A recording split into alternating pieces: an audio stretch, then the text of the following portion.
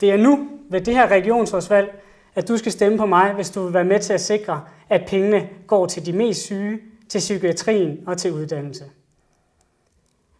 Regeringen har givet os alle sammen lov til at gå på privathospital efter 1 måned. Det betyder, at det er privathospitalerne, der bestemmer, hvilke patienter, der skal foran i køen. De prioriterer de nemme lidelser, og ikke de alvorlige, livstruende lidelser. Hvis du vil være med til at lave det om, så skal du stemme på mig. Jeg vil sikre, at der kommer flere midler til psykiatrien. Vi har set mange eksempler på patienter, der bliver udskrevet før de er raske. Det er ikke godt nok, og det skal vi have lavet om. Jeg vil også sikre, at der kommer flere midler til uddannelse. Det skal ske ved, at vi prioriterer busruter, der går til og fra uddannelsesinstitutioner. Og vi skal prioritere, at studerende får rabat.